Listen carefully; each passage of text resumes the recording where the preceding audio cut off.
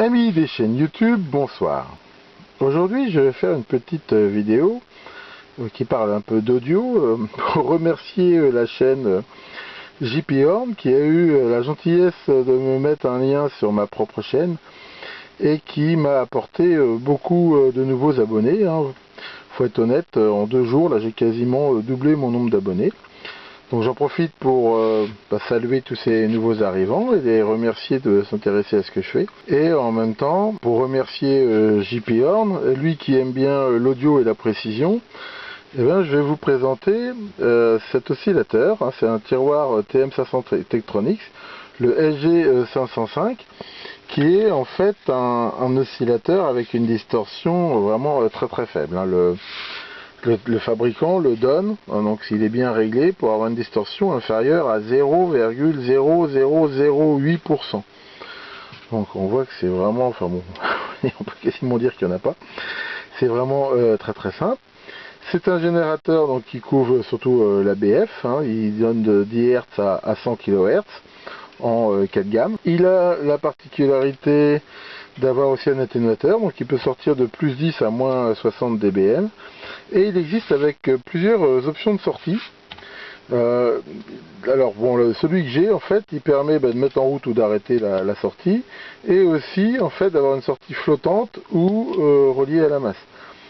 Alors ça bien sûr sur des appareils audio, le fait d'avoir une sortie complètement flottante, pour faire certaines mesures, c'est très intéressant. Il a une sortie de synchro qui est isolée aussi. Et ici, un vernis de fréquence et une possibilité d'ajuster un réglage fin de la fréquence. Donc c'est un tiroir, comme on peut voir, TM500 classique. Donc on peut regarder un petit peu, par curiosité, comment il est fait. Ce tiroir, il peut déjà être utilisé comme n'importe quel générateur de signal. Mais surtout, souvent, on l'utilisait avec un distorsiomètre. D'ailleurs, j'en ai un distorsiomètre, même s'il est en panne, il faut que je le répare. Et de façon, sachant que lui a une distorsion très faible, si on met derrière un ampli quelque chose, on verra bien la distorsion. Voilà en gros à quoi ça ressemble ici. Donc comme tous les tiroirs Tektronix TM500, c'est généralement un circuit intégré principal sur lequel on va retrouver donc différents commutateurs potentiomètres. On voit ici les différents condensateurs donc commutés par le système de gamme qui vont permettre donc de voir différentes fréquences. On voit que ici des condensateurs Omica qui sont d'excellents condensateurs.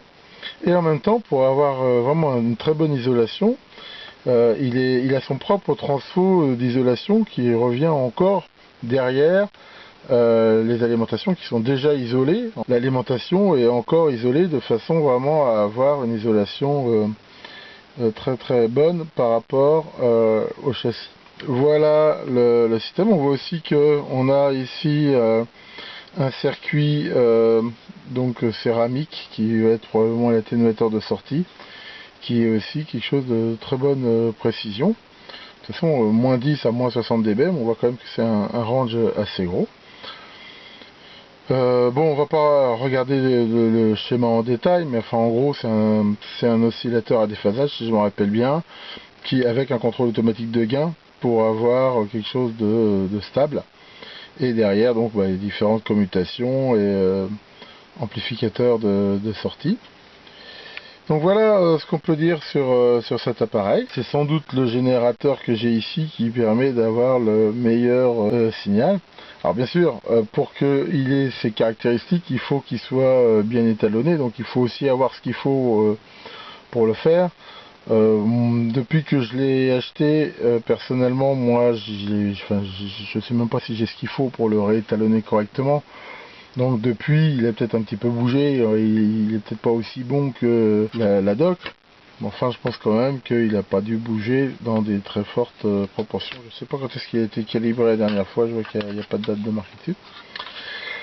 Donc voilà, c'était cette petite vidéo pour vous présenter ce tiroir Tektronix. Encore merci et mes meilleures salutations à JP Horn, qui fait vraiment une chaîne très intéressante et des cours théoriques très poussés que j'aime beaucoup écouter. Il a aussi cité Deus Ex Silicium. Une chaîne aussi que j'aime bien regarder. L'internaute qui fait cette chaîne présente des vidéos très intéressantes où en plus il arrive à décapsuler les circuits intégrés et nous présenter ce qu'il y a à l'intérieur, c'est des choses qu'on voit pas souvent. C'est aussi des vidéos très intéressantes et bien sûr ces deux chaînes-là, comme la mienne, ont surtout l'énorme avantage d'être en français et on n'est pas beaucoup dans cette langue, hein. On trouve beaucoup de chaînes en anglais, mais pas tellement dans notre belle langue. Donc voilà, encore merci à tous ceux qui suivent ce que je fais et je vous dis à bientôt pour de nouvelles vidéos.